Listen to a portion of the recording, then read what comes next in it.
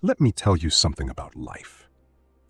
You spend decades climbing, fighting for the corner office, the parking spot with your name on it, the title on the business card that you definitely show people more than necessary. And then one day, it ends. Not heroically, not peacefully in your sleep. For most people, it ends on a random Tuesday, doing something embarrassingly small. Today's guy? Starbucks parking lot. 8 rewards points short of a free coffee. The barista offered to just give it to him. He said no, on principle. I've been watching humans for a very long time. And I have to tell you, that one hurt.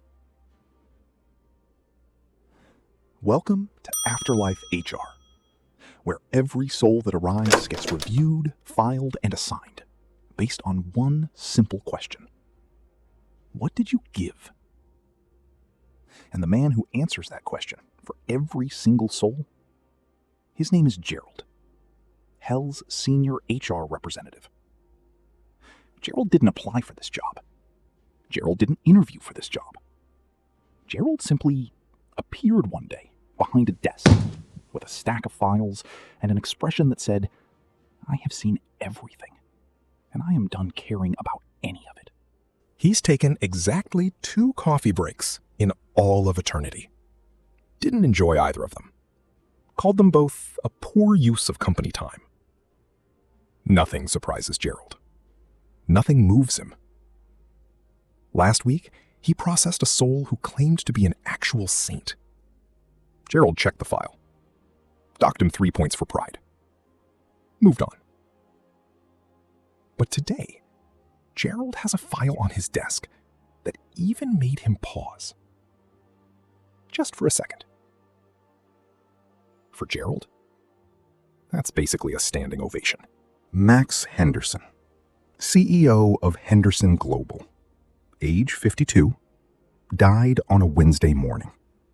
312 employees, 23 years building his company, floor-to-ceiling windows, a wall full of awards with his own face on them. And he died 8 points short of a free latte. On principle. Now, look, Max wasn't a villain. I want to be clear about that. He didn't twirl a mustache. He didn't kick puppies. He wasn't the guy you'd call evil. He was the guy you'd call your boss. You know exactly who I mean. The one who walks into Monday morning looking like he personally invented the concept of hard work, while someone else already answered 40 emails before he got there. That someone was Sarah. Sarah had worked for Max for 11 years. 11 years. She wrote every email he sent. Every email. The ones that sounded smart? Sarah. The ones that sounded confident? Sarah. The one time Max accidentally sounded emotionally intelligent? That was definitely Sarah. She scheduled every meeting, remembered every birthday, including his wife's, which Max forgot every single year. All 11. Without improvement, without shame. Max paid Sarah $42,000 a year. Max paid himself $4.6 million. And in 11 years, not one promotion, not one bonus, not one moment where he looked up and said, "Hey, I couldn't do this without you." Because Max genuinely believed he could. And that was his tragedy. Not that he was evil, but that he never once stopped long enough to see who was actually keeping the lights on. Gerald opened the file. It was thick.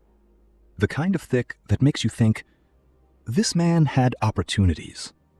Many of them. Every single day. And missed every single one. The file was mostly Sarah. 11 years of emails she wrote in his voice. 11 years of meetings she prepped him for in the car on the way there, while Max was on another call. 11 years of people who thought they were dealing with Max, They were dealing with Sarah. There was one entry Gerald read twice. 2019, company retreat.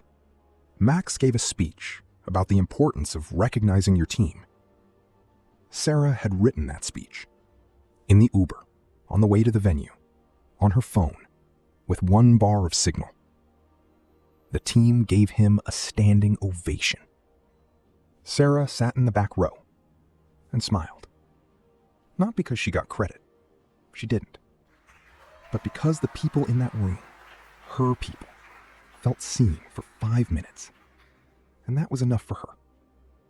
That right there is the detail that gets you. Not the bad stuff.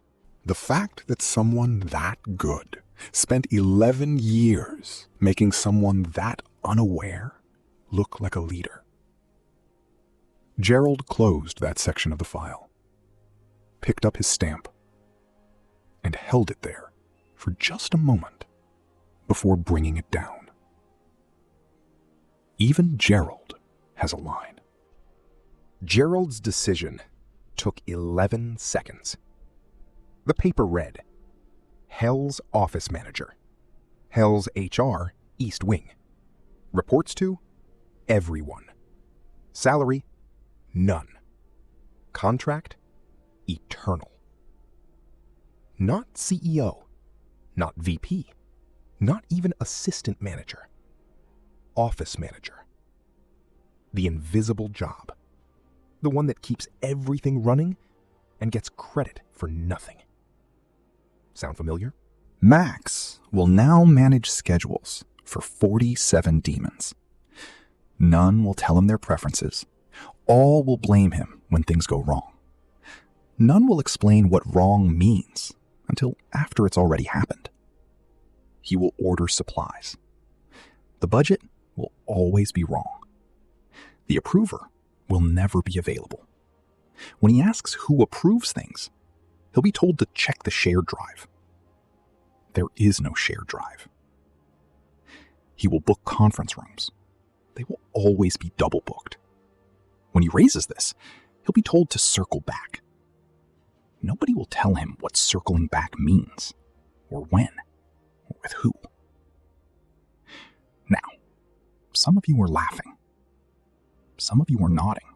And some of you are very quietly thinking about an email you need to send when this is over. Good.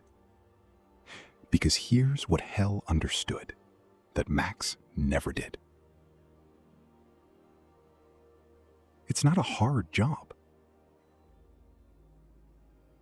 It doesn't require genius. It doesn't require talent. It just requires one thing.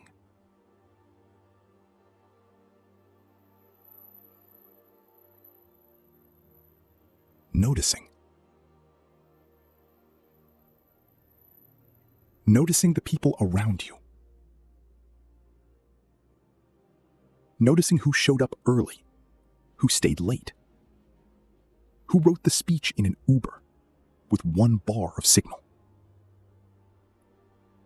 Max never noticed. Now he has 47 bosses who won't notice him. The universe is nothing if not fair. Before he left, Max asked one question. Not about his assignment, not about appealing the decision, not about speaking to whoever was above Gerald. He asked about Sarah. Just that. Is she okay? Gerald checked the file. Sarah resigned the morning of Max's funeral. Not with a dramatic letter, not with a list of grievances. 1 line. Thank you for the opportunity. I think it's time. 11 years. 1 line. Class act till the end. She spent 3 months doing absolutely nothing. Sleeping past 7 for the first time in a decade. Eating lunch that wasn't eaten standing up. Remembering what silence felt like when it wasn't full of someone else's urgency. Then she started a company. Small at first, just her and 4 people she believed in. She knew their birthdays, their coffee orders, when their parents were sick, when they needed a day off before they even asked. 3 years later, 40 employees. Last quarter, more revenue than Henderson Global in its best year under Max. On the day her company crossed that number, Sarah didn't pop champagne, didn't post about it. She ordered lunch for the whole office, sat with her team, and said, "We did this together." And she meant every word. Max stood at Gerald's door for a long moment. Then, she always was the one actually running things. Gerald looked up from the next file. Said nothing, but he nodded. One single nod.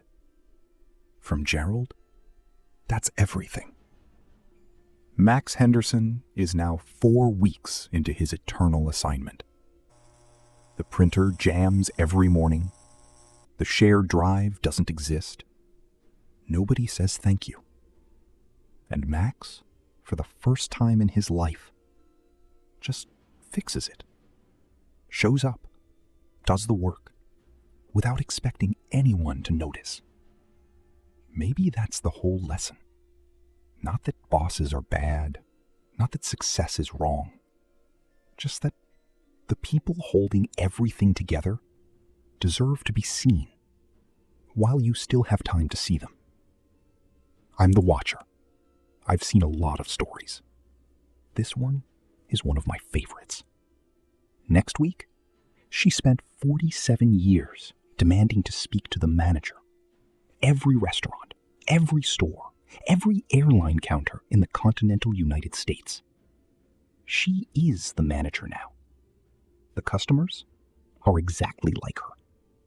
Her name is Karen. And Gerald, for the first time in recorded eternity, smiled. See you next week.